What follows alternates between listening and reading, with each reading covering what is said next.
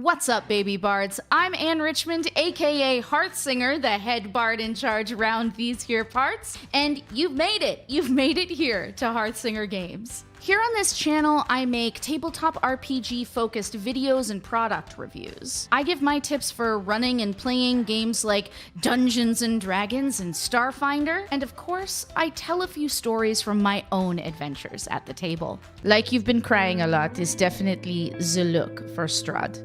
And if you stick around long enough, you might hear me burst into song. And don't you dare look away, 'cause I need you to know I'm gonna go back that arc fay. Atlas can rest his weary bones. Up where they walk, up where they run, up where they stay all day in the sun, wandering free. Wish I could be part of that world. What would I give? Make that you will hear me burst into song. You might also recognize me from over on Twitch, where I embrace the spirit of adventure. Okay. You know who's not gonna go first? The wizard. Oh god! Terror. The little like thing sticking. Oh my god! There's this lucid right there. Oh god. Oh, where do I go? Where do I go? Where do I go? Oh god! This is fine. This is fine. This is fine. And aren't you supposed to like you know what? And shit?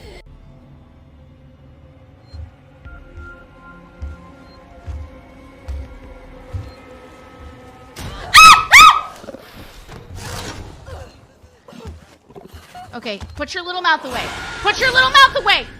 Let the existential dread creep in.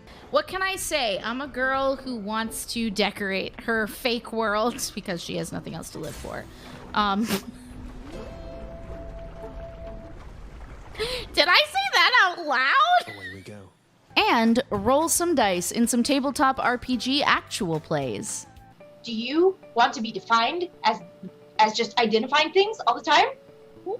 How's it feel? How's it feel? Bad. You make me feel bad. I feel bad. I also like stars. Stars are Me too, says Amaruk, and she comes over and like this big wolf just shrinks down into the little like hunchy thing, like how we used to talk to kids at Ren Fair when we get down with them. It's like me too, and it's just the biggest anime grin and sparkle eyes ever. What kind of stars do you like? Spark twirls the ends of its whiskers. Yeah. All of them. Me too. Oh my god! All in all, I spend my whole life trying to make a boatload of riveting content for you out there, the baby bards. So if any of that sounds up your alley, subscribe to my channel for weekly videos and new adventures beyond every horizon. Welcome to Hearthsinger Games, where I live my quest life.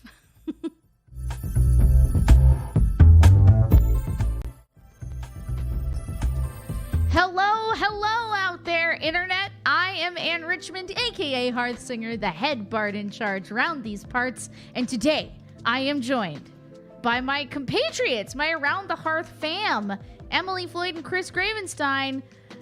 Give them a round of applause that we can't hear, but we'll know. I'll clap for both of you. I'll clap for Emily. Hey. It's fine. Yeah. I'm clapping for Anne. It's like a circle Yeah. of Yeah, there you clapping. go. There you The go. circle, some call it a circle jerk. Some would call it a round of applause, Anne. I think that's what you were looking for. Oh. So, Is it? Any segue. Welcome to the show. This is Around the Hearth, the tabletop RPG talk show, where I sit here with my friends and we discuss a new topic. Hopefully every week. We've been off a little bit because you guys have a little one now. well, all right. A dog. We have a dog. It's a dog, not a child. Dogs are babies. It's fine. We have a dog baby, and she is currently sleeping on the couch, and will hopefully remain that way for the next Yeah. hour. Yeah. Yeah, we're gonna keep it 100, guys, because we know in this house what it's like to have a dog and be like, I have exactly 1 hour before all hell breaks loose. What does keep it 100 mean? I think I'm realizing I don't actually. It's it is a term. It's like above board. No, like keep everything above board. That's not at all what it is. Oh, isn't it? No, like 100 is like if it's very good. Can you mute yourself? I'm like, because I can hear myself. Okay, sorry.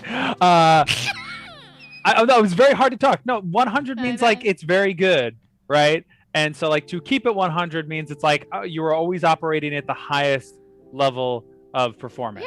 Yeah. That's above the board. The highest level of performance. Oh yeah, that's the same thing. Wait, I thought keep it above the board means like it's let's stick to the standards and not do anything dirty. Yeah, keep it above the board means like let's fly under the radar. Let's fly within tolerances. No, it doesn't. That's not okay. First of all, I'm looking this is not what this show is about. But I think we have a problem. And and what I would say to you, Christopher, is if something is above the board, I expect perfection. It's either perfect or it's nothing. That's how we operate in this house.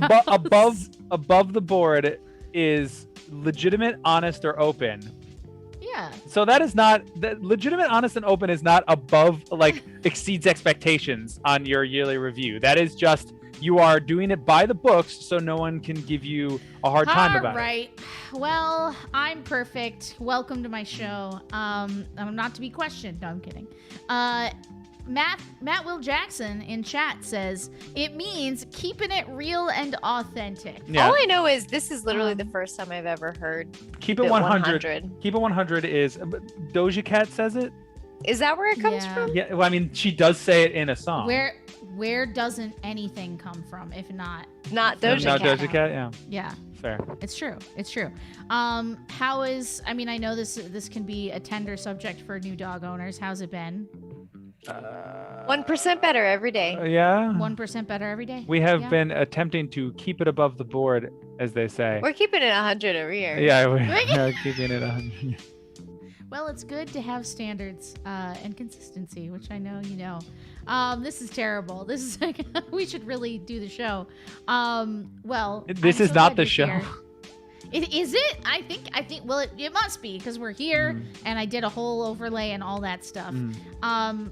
So what we decided we wanted to do is actually, I mean, normally every week we talk to each other about what topic we want to cover, and this week I was kind of caught between how to choose your D&D class and also just what your D&D class says about you, because I think there's a way that's funny and fun, but it also might help people decide on, their new thing that they might want to do, or what might be cool if they are thinking about considering a new class to roll. Because not everybody always has something in the back pocket of I've always wanted to play X. So we know ourselves, and we are going to do 3 classes a show whenever we feel like continuing this series. So we'll each present a class and what we think it says about a person and why that person might want to play this class, and then we can comment on each other's and just sort of have an open conversation. So who wants to go first? I guess I can go first. Sorry, okay, there was a cat. There's animals everywhere. No, look, you can see her. Oh no, not entirely. All right, I'll go first. Okay. So I was going to talk about rogues, and just or the rouge. The rouge. I was going to make that joke, and then I thought better of it, and here you are. So rogues, right? I hope your dog pees in your shoes. Wow, that is very intense. And no, please. take it back.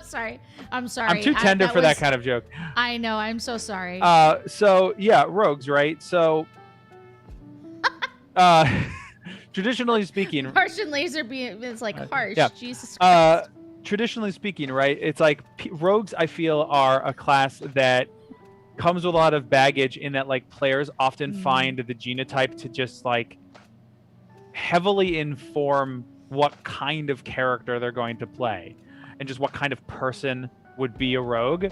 And personally, I don't subscribe to that, but it's like they're like, oh, I'm a rogue, so like I need to constantly take advantage of all of my class abilities, and since those class abilities are generally people who play rogues want to take advantage of their class abilities to a fault, so much to the point if the DM does not offer them the ability to inflict such chaos on monsters and NPCs, they will inflict it upon their party out of a compulsion to fulfill their class identity. And yeah, I personally very much disagree with that. If you want to play that kind of character, it's fine, but it's like I am always very refreshed when someone's like, I want to play a rogue, but I'm not going to literally just try to pickpocket in every tavern. I'm going to try to steal from my teammates. I'm going to try to squirrel away every piece of loot that no one sees me find. I'm going to, constantly... You know how those people are. Yeah. And if you want to play that kind of character, fine. It's just that, like, it generally falls into the category where they're like, well, I'm a rogue, so I have to act that way. Right. Because they are a very very bluntly described character. Like, some would also argue, similarly how someone would argue that, like, a paladin must be, like, a certain kind of like stalwart in their oath beliefs. Yeah, and their beliefs. So to that same end, the roguish beliefs are that you must commit subterfuge at every opportunity. That being said, I think it's more interesting when you do have a character who has that skill set, but they don't necessarily have nefarious intent except for those that would wrong them and their loved ones. Like, it's perfectly capable of having that sort of like dark storyline. But sorry, the cat is currently climbing to a place that they have never gone in all. Like, I think it's more interesting if you have a character who has that skill set, much like the upbeat necromancer, right? A character who has these skill sets, but they only use their powers for good. So it's not like, I'm not going to pickpocket this person simply because I can. I think Martian Laserbeam brings up a good point. Am I the only one who plays rogues like Robin Hood? In my experience, yes, because people who want to be Robin Hood play Rangers. In my experience. Yeah, that is true. People, yeah. The thing that I think is like what I guess draws people, and certainly drew me towards rogue early on, was the idea that like you said, it has a strong identity. I knew what it was, and after having like sorcerer and wizard explained to me and feeling like that was still really confusing that those two things were different. Yeah. If that makes sense. It's really easy to just be like, rogue, I know what that is. So I feel like it's somebody who's looking, there's an element of when you play a rogue, especially if it's one of your first characters, of I was looking for a safe harbor in a really overwhelming storm. Yeah. I would argue that it's a very, like, I've played with a lot of people who are just new to the game and they don't want to have to manage too many class abilities or changing things out, and rogues are super, super simple. So it's all like, I just want something that I know will work, right? I just want like a bacon cheeseburger, the class. For sure. And that works. So like I almost always when I'm introducing new, they're so satisfying. Yeah, that's the thing. It's like combat. You get a lot of epic moments. You get to roll lots of dice. You get to take advantage of fun situations. You get all these fun surprises where they're like, okay, I'm gonna stab him with my like this new player. Like, I'm gonna stab him with a dagger. It's like, okay, go ahead, stab him. It's like, I hit him. It's like, all right, cool. How much damage does it do? And they're like, 1d4. And I was like, don't forget your sneak attack. And they're like, ooh, I get to roll more dice. And they're like, cool, I did that much damage. That's the end of my turn. And I was like, but is it? Because you can also attack with your offhand. And they're like, oh my God. And there's just a lot of fun, like, aha moments as you're learning the class, but they are super simple. So I've suggested them as like the first class for many person who has like zero knowledge with the game. Yeah. Makes a lot of sense. I just want to say, hey, know what else, Sci Guy? Thank you for subscribing for 13 whole months. Super appreciate that. Thank you for being a part of the Baby Bards. And Krifu Bernal, how's it going, buddy? Says Sorcerer was the first class I gravitated towards back in 3.5.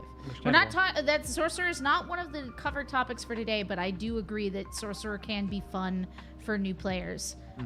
Because it's there are lots of reasons that we'll talk about on that show. We can't divert our attention away from the goal, guys. I'm so bad at that. I'm like, we're definitely not enablers in that regard.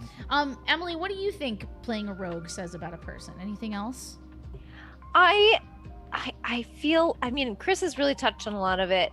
I feel like people who play rogues tend to, and it's so interesting to me because rogue is like so not a class. I don't think I've ever once played a rogue, like not even in D&D, but like in any iteration of a game where a rogue exists. Because their aesthetic is always like anti-you.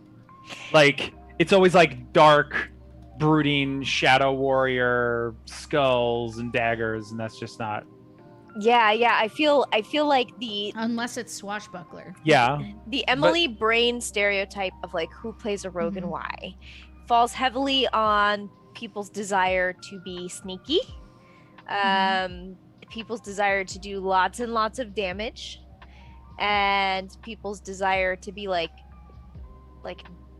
kind of dark and brooding, but not in a magical way. Yeah. I mean, listen. At the end of the day, rogues are only really useful to themselves. They don't have a lot of party utility, other than that things die. But I think that's a big part of it. At least if I can speak for the kind of characters I know Emily likes to play. Emily likes to be useful, and she likes to support the party. She likes things that are not just purely for her own benefit, and rogues rarely have like party-based utility. Their job is to just go off on their own and be really good at the things that they do, and then everyone else kind of cleans up around them.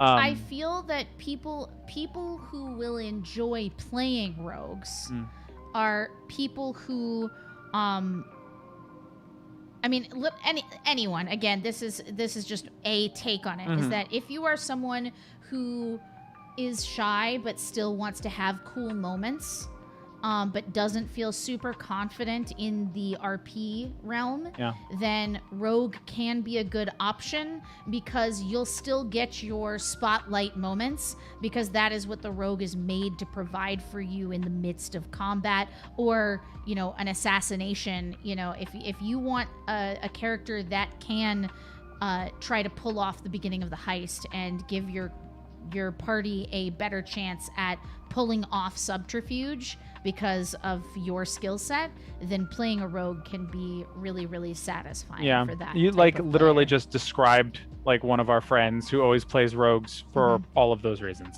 Like exactly. Who are we talking about? Dana? Oh, yeah. No, that makes sense. Yeah. Yeah. I was like, I think it's Dana. Listen, and I'll just go out there and say that I may or may not have like a lifelong bias against rogues after my experience in Vanilla WoW, when it was actually Vanilla WoW, and just trying to get from God darn it, what was that? No, what was that place? Not South Shore. South Shore. Just trying to get from South Shore to literally anywhere else. And just like, I just had a bad taste in my mouth. I was like, I never want to be like that person. I never want to be the person who just sits in the shadows and then takes advantage of someone when they're at their weakest. That always rubs me the wrong way. And so I personally just don't much care for the aesthetics of rogues, traditionally speaking. Yeah. Well, I really, again, I think rogues can be a trap. If you're someone who has trouble making active choices that make you a part of the party, then I think rogue is a good thing to steer clear of for yourself, because it will invite you to play into those things that make the game more difficult to feel actively a part of. So that's definitely something about it. I do see some people in chat, Know It All and Matt Will Jackson, talking about mastermind rogues, and it is important to remember that depending on which subclass you choose for any of these classes, it heavily flavors the experience. So if you want your big moments to be because of dice rolls in skill encounters, there's the mastermind option as well. And if you do want to have some magic, you can be whatchamacallit, I sound like I've never played this game right now, but I promise you I'm just tired. I don't remember it either. I know what you're talking about. Play an arcane trickster. Thank you. I don't know why. Jesus, I don't know why I couldn't find that either. I'm so tired. Welcome to stream, everybody. But I do recommend rogue for new players of a certain type, because I think that it's kind of easier to wrap your brain around if you're lost. So yeah, I think that's a good presentation. Solid. rogue. Solid 100. Solid. Solid 100. Yeah. Keep it. You kept that 100, I Chris. did. I tried. We're terrible. We should have named the episode Keeping it 100. 100. Okay, cool. Well, Emily, do you want to go or do you want me to go? I'll go. All right. So the class I have chosen to talk about, to no one's surprise, is the humble cleric. You know, the best class. And I feel so. I think that cleric is people who choose to play cleric. It very much makes a statement because it is such a particular type of class. Whereas in a like an MMO, for example, like in a WoW type setting, when you're picking a healer focused class, depending on the game, obviously, you're kind of settling up for like, I am the healer. That is what I do. That is all I shall do.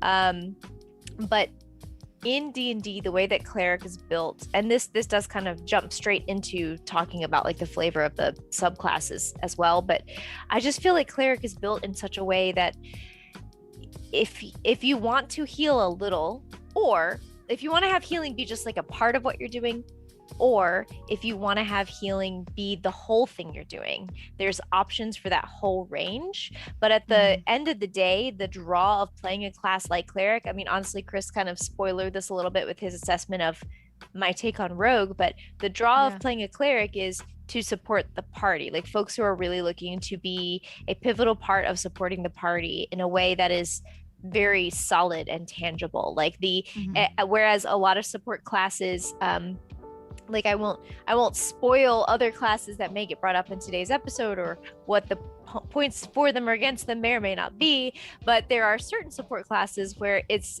a little maybe fiddly with how you play the flavor, or it's like less active, but like just solidly being like 6 hit points, 10 hit points, everybody gets 8 hit points, like literally just like that that kind of stance of like, definitely the thing I can do is support this party, and I'm using healing specifically because that's where I tend to lie, but there's a lot of other utility clerics can use that to support that aren't just specifically about the healing.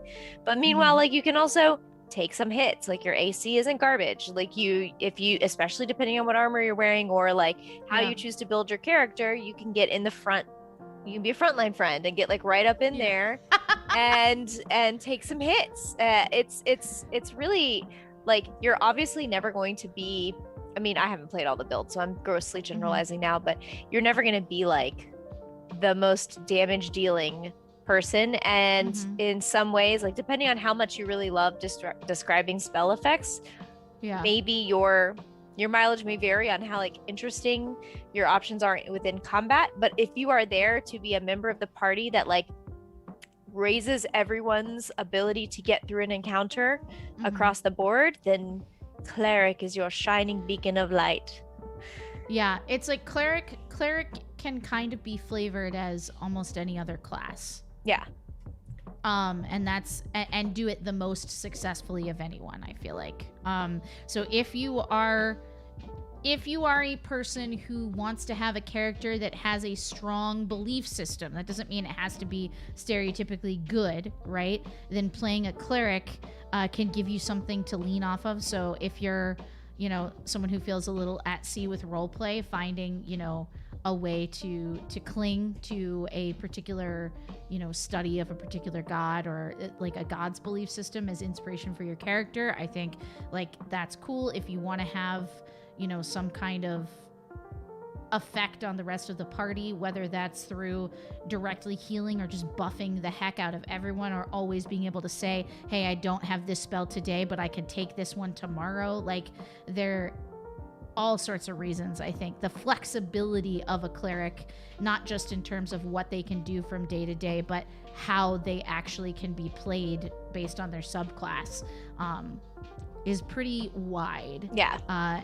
And I think they're also one of the classes that people pass by early on sometimes because they're like, oh, I don't want to be religious. Yeah, I think that that's very true. Like there's a bit of a maybe instantaneous snub if you're like, well, I don't want my character to be like that into God. Yeah, exactly. And to be honest, like I have played a lot of clerics, and I would say that in this, similar to what you've just espoused, like the deity or the belief system that is behind your clericness can be a driving force in like the way you play the character, but doesn't necessarily have to. There are definitely fun. We've seen some really fun cleric characters in like actual plays and stuff that lean really hard into the evangelism of the class. But there's no need to do that if that's not a thing you're into. Like you can just use the belief system, and again, it can be a belief system. Like the way that deities and 5e especially are so, there's the list is so broad, and you really have a lot of freedom to pull in elements of like other deities if you prefer. Just pick what drives your character. Like you could vote that for a rogue that's played like Robin Hood, wanting to steal from the rich and give to the poor is their religion, right? Like I just I treat religion with my clerics the same way, as like the deity that I'm following, whatever their standards or virtues are, like whatever their key elements are, may drive the decisions my character makes. And there may be a little bit of leaning into the RP of that if we're like in a town and I can go to a temple or something like that. But other than that, it's flavor I can lean on when I need to, but doesn't have to be in every sentence I utter. It's 100% agree. I'm gonna say something, and I don't love it, but I feel like it needs to be said. Clerics 20% less kinky than warlocks.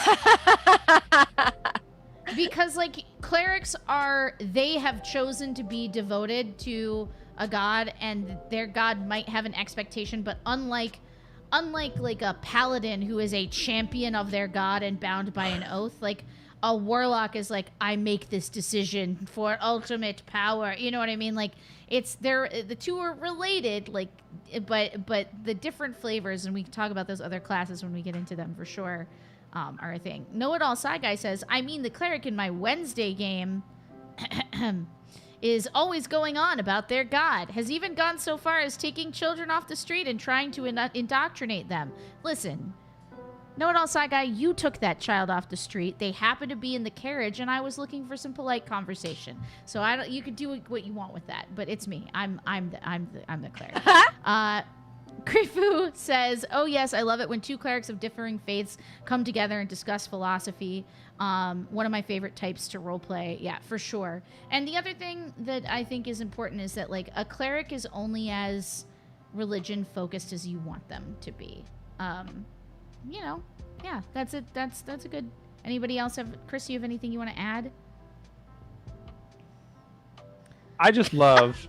No, I was 100% agree, and was going to say, if Emily didn't, how like I always run religion unless you're like have a personal relationship with the actual god themselves, right? Which is sort of like an informed thing about your backstory. Like I always just like taking the virtues of the god and use that to sort of be your divining rod as to how you run your life.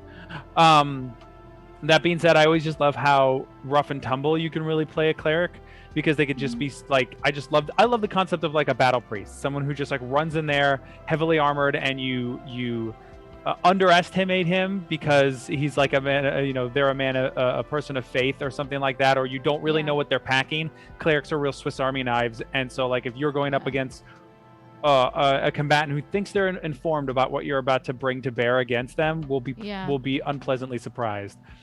And another thing to that, I like being in the thick of it, is that I think a cleric can be, as much as there can be confusion over like how many different spells you get access to and can choose every day, I think one really positive about clerics for new players is they can adjust the class to how they want to play the game as the game evolves, as opposed to being like, I choose to be a rogue. Wait, I hate this. Now I want to roll a new character. You can kind of make your cleric more of a melee rough and tumble or trickstery type person, or you can get to level 3 and you can lean really heavily into being a ranged person. flinging spells or doing utility. So there's a lot of ways to develop. And even if you're not a newer player, if you're someone who likes to let your class's choice develop based on roleplay rather than based on a predetermined path that you just wanted to see mechanically, then I think they can be a really solid choice. And they also give you something really strong to lean into out of the gate.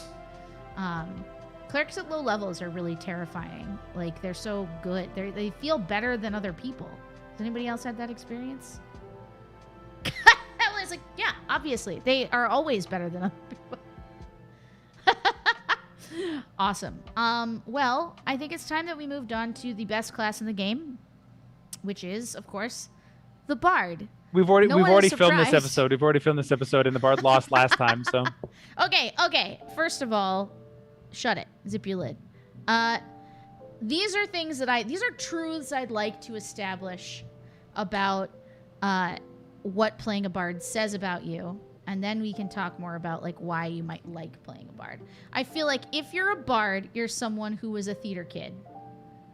On some level, most people are like either we're interested, like good in English class, or we're theater kids of some kind. I feel like you are the person who either likes to make your friends laugh, or you want to see them succeed as people or as characters. Like that genuinely makes you feel good. That you like being in a larger group of friends and seeing them succeed gives you genuine joy. You might be someone who likes Shakespeare. You either take yourself very seriously or not serious at all, with zero room for middle ground. Like you can't like play a Bard that's just super dickish or and like find a middle ground with it, or take yourself very like it's always drama or always high hijinks, and I've never seen one in the middle. You get a lot from the roleplay elements of the game. I feel like there's someone that likes that element of the game, and you are probably someone who likes a varied tool belt, and you might even multi-class down the line, or maybe you're multi-classing into Bard right now. Who can say? Sometimes it's nice to just take a little dip into Bard. Those are my prepared statements. That's fair. That's a pretty good assessment of like the typical type of person that might be drawn to Bard. Yeah. But I guess let's say, like, what do you think someone like the things that might draw you to Bard aside? What aspects of Bard? I guess I should say. Why do I feel I'm about to get roasted? It's not a competition. It's not a competition episode. We had the competition episode. Bard lost. Yeah, exactly. Wow! No. So my question was, for folks who are not like theater people, but play Bard, what does it say about them? For people who aren't theater people, but want to play Bard, they might be artistic in some way in their life and want to see a cool version where like your commitment to your craft, whatever that is, right, is what gives you your power. Because I don't think Bards need to be musical or need to be like some of them are just really good students. Some of them just care a lot about what they like to make or write, you know? And I think that people who want to play Bards are generally people who love the story. They love some element of storytelling. I submit that mechanically Bards are rogues with more utility. Because they're both classes that lean heavily into having lots of skills. They have a lot of different stats benefit them for the purposes of them being very good at skills. They wield similar weapons. They just have access to more spells and more like party buffs and things like that. But I feel like the same kind of player who might gravitate towards a rogue but wants more oomph could gravitate to a Bard. And it's just that it's kind of like Know-It-All is saying in chat, instead of leaning into class bonuses and features like sneak attack, you get inspiration. So conversely, are rogues just hardcore goth bards? Yeah. I think so. Probably. I would argue that a bard is like, if a non-artistic bard, like a bard that's not like leaning into like music or theater or poetry or humor or something like that, is simply a person that demands the best. Did you turn that up for the cat ASMR? I was just going to say that a bard could simply be a player, or a character, I should say, that demands perfection from themselves and those around them, and and wants to be the best at everything that they attempt, and so they attempt a lot of things, and they're pretty good at them. Yeah, I think it's very hard to play a bard without having some social graces. So you're likely somebody who wants to know that the dice are more likely or weighted to support you being effectual in your conversations. One of the reasons I like charisma classes in general is because I like that aspect of the game. So if I say something and then I roll the dice and I sucked at saying what I said, but I already said it and it felt really good, but then I get no reward from it, then I get frustrated. Which again, that's a me problem. I'm not blaming the game for that problem, but that's why I like charisma classes. I think it's something that draws people to bard because you have, all of your bonuses to your skills, but you tend to be better at the talky elements of the game.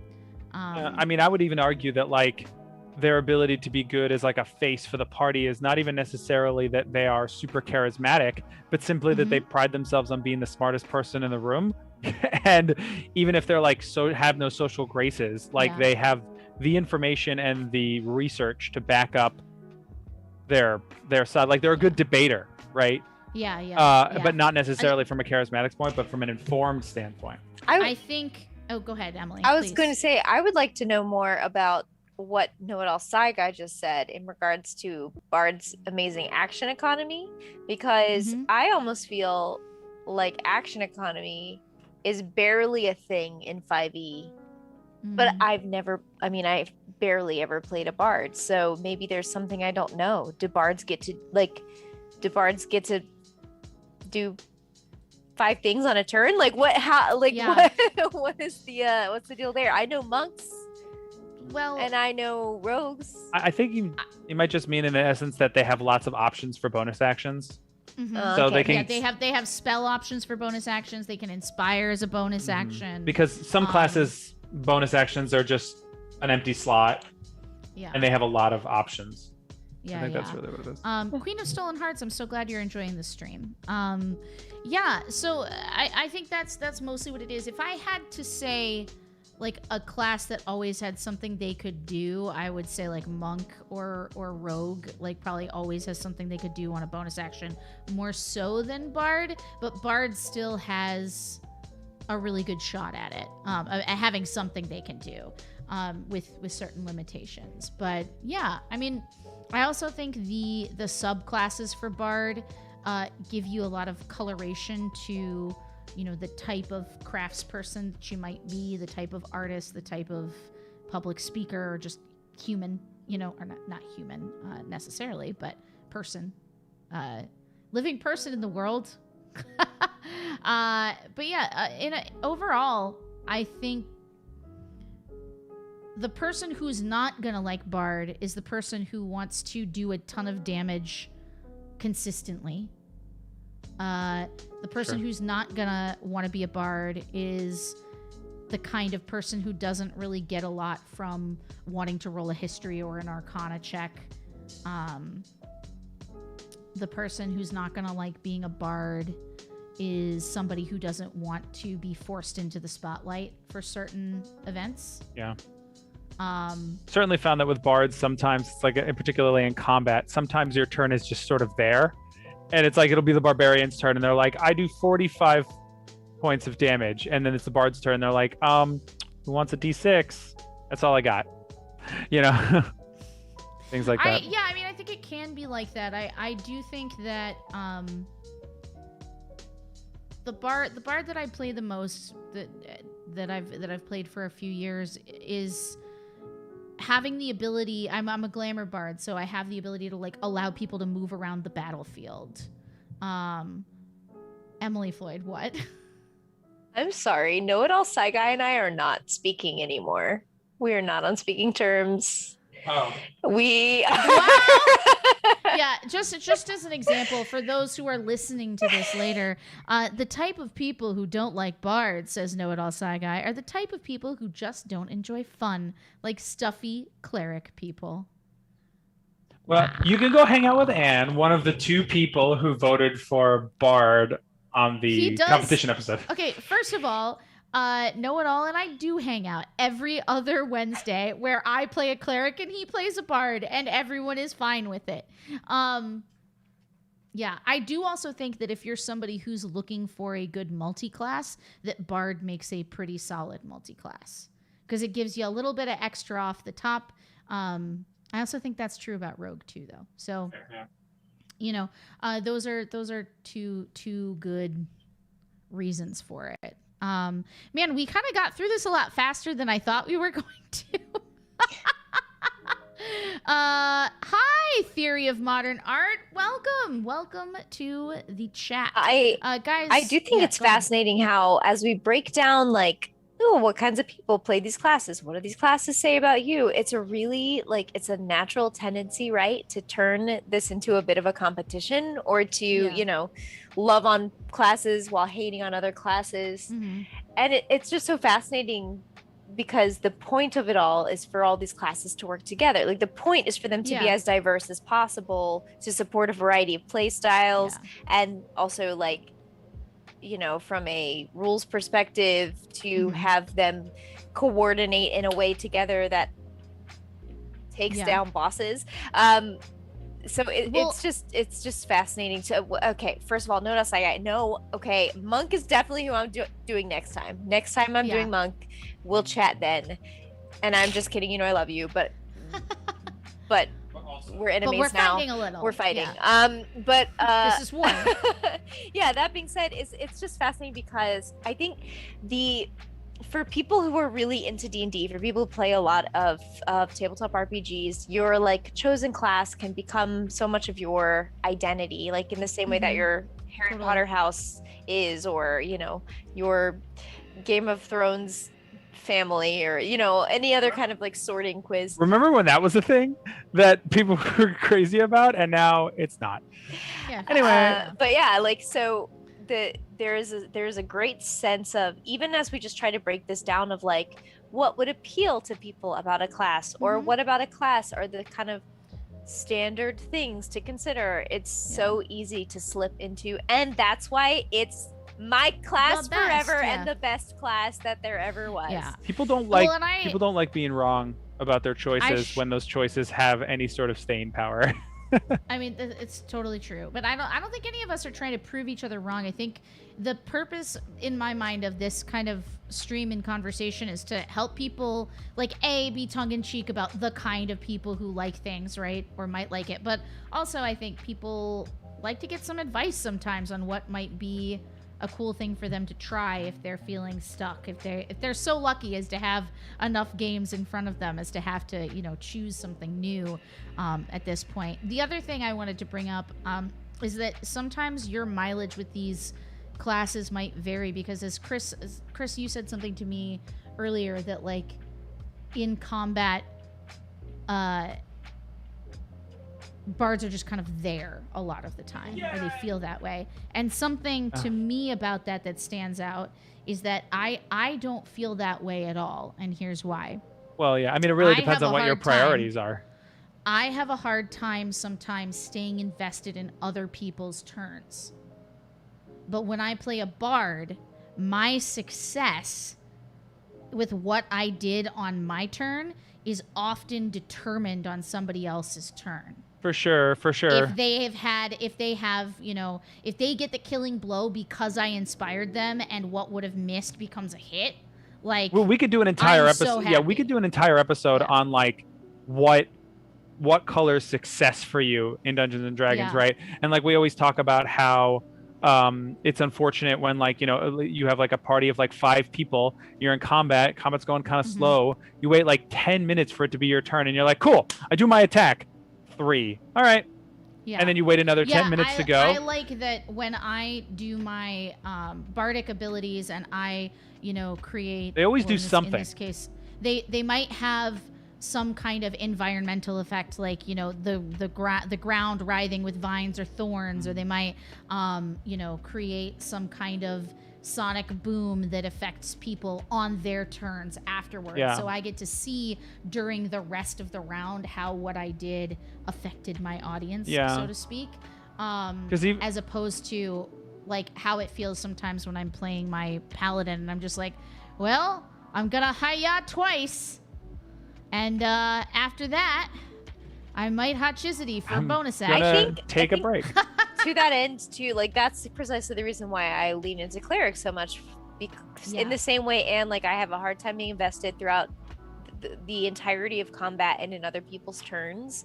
But because of the versatility of a single turn from a cleric, I'm like, I have to pay attention to what's been going on to be like, okay, this round definitely that person needs a heal. That is my triage of the moment. Or like, okay, this round everybody's been doing good, and they've been doing really good, so time to give them a little buff. Or everybody seems to be on an even keel, I stab. Like there's options, and I like in those moments where I space out and I'm not paying attention, which, let's be honest, do happen, then it might be a little bit of a, how's everyone doing? Is anyone dying? Just tell me if someone's dying and I'll just deal with you. But it can make combat more, it can help me be more invested in combat when I'm having to pivot on each turn based on what happened most recently, as opposed to just like spending everyone else's turns, like shooting, like lining up my shot, so to speak. Totally. And I do want to say that I have been loving hearing from everybody about my latest YouTube video, which I'm going to throw the link in chat to my YouTube channel. The topic of that video is how to make combat more fun, which is kind of tongue-in-cheek because there are plenty of people who love combat as it is, but there are people who get bored or have a hard time, as we're saying, like staying invested. And this video, I think, has had a really positive response. So I hope you'll go check it out and do me a little subscribble over there. You can always find VODs from this channel over there afterwards as well. Cool. Well, I think we should move on into our giveaway, and then we can do some final thoughts while people are entering. Guys, this stream is supported by Eldritch Foundry, a fantastic maker of custom miniatures. There are others out there on the market, but Eldritch Foundry boasts the fact that for everything you order, you get a protective box that comes with it. You also get a D20 when you order from them, as long as supplies last, is what I understand. And everything that they do has, I would say it's less cartoony and it feels more like, high fantasy in terms of their sculpts. And they release new things every single month. You can look for their new packs of like outfits and things like that coming out pretty much every single month, and it's awesome. So make sure you go check them out. I think the link just came through chat. But if you are curious about making and perhaps having your own custom miniature, maybe even be it a bard, a rogue, or a cleric, we're going to do a little giveaway here, and the winner will get their own customized miniature from Eldritch Foundry. So in chat, please enter the keyword is persuasion. Persuasion. So enter it just once, lowercase, and you will be entered to win here, and we'll pull the winner at the end of our stream.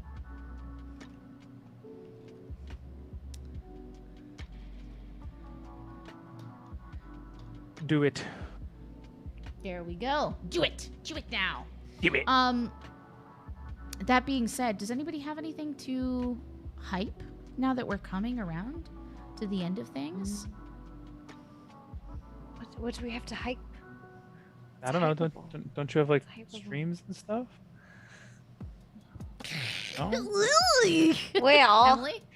well, I mean, the Well. thing is, we just wrapped our recent season of Iron, Dust, and Blood over on Bard and Barbarian. Yeah. So we're on a little bit of a break from that. Currently on a break from the World of Darkness stream. So no updates there. So no, like I'm in kind of a quiet space right now, and I'm not complaining. I got a tattoo. Yeah, you Pretty did get high. a tattoo. Tell everybody about what your tattoo I is. got the protagonist from Hollow Knight on my right calf. I don't want to say I didn't get Hollow Knight tattooed on me because that's not who he is. Well, spoilers, but yeah, that's not who he is. But yeah, it's pretty dope. I will hype the Lost Mountain Saga. I'm putting the link in chat right now. Lost Mountain Saga is a Nordic horror role-playing game, and we just wrapped the show. So that is to say, we had one story to tell, and we have told it. So it is one of those things that I think keeps people from trying out an actual play podcast is the number of episodes in it, and this is a contained experience that I hope all of you guys will enjoy. Please go check it out. I'm incredibly proud of it. I did it with some of my friends that I met over at the Glass Cannon podcast, if you're familiar with them. It's Eleanor DiLorenzo, Sydney Emanuel, and joining us for our final sort of triptych, our last 3 episodes, we had Kaya Amara. So please go check it out. I'm super proud of it. It's a podcast that every episode is edited down, so you're not listening to a full 3-hour thing. Everything is 45 minutes to like an hour, sometimes an hour and 15. It has all sorts of cool background, like aesthetic music and sound effects and stuff like that. So it feels a lot like a bunch of friends who are in a radio drama and sometimes making dick jokes inappropriately are talking about thick ropes of fluids for no reason. This is what you can come to expect over there. Yeah, and then the other thing, of course, is my YouTube channel. So please go head over there. I just saw somebody in chat. I believe it was Monty Loves Mushrooms who came over because they've been watching the YouTube. So take it from Monty and their mushrooms. It's time for you to join the Baby Bards over on YouTube. It's definitely my favorite space. Not to say that I don't love being here on Twitch with all of you, because I do.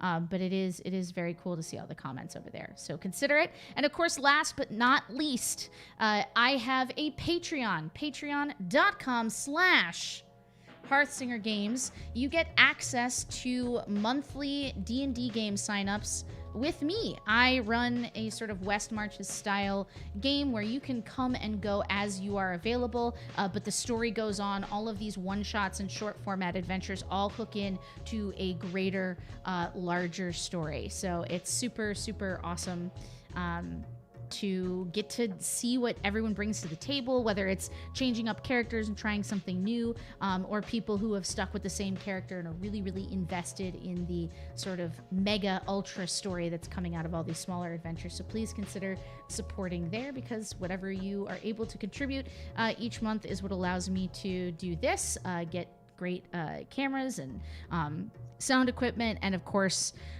to support new content like magical items or community events where I screen movies and we all watch them together on Discord. By the way, join the Discord because there are a lot of cool people there. So if you're not there hanging with the Baby Bards, consider it. Yeah, so those are the things that I wanted to go through. At this point, we have had several entries into this giveaway, so we are going to go ahead and roll them chickens. And by chickens, I mean dice. Okay, here we go. Possibly Prone, you have won. Hooray! Yay! Yay, Possibly Prone. Are they there? Yay. I don't see. Are you? Hello? Hello? Yay! Oh, they did it! Hey. Possibly Prone, look out for a DM or a whisper from me here on Twitch in just a moment, because I'm going to ask you for your email address, and then I'll go ahead and get that awesome new customized miniature assigned to you. What do you think you're going to make? Do you have an idea? Let us know in chat. Not a bard, for sure. It Wow! it should be a cleric. It should be a cleric. Or a monk, at least. Like, bards. You've seen them one, you've seen them all. Now, what do you guys think of, just as we're wrapping up, this is like a totally different topic, but in chat, let us know what classes you want us to do this for next for Shoresies.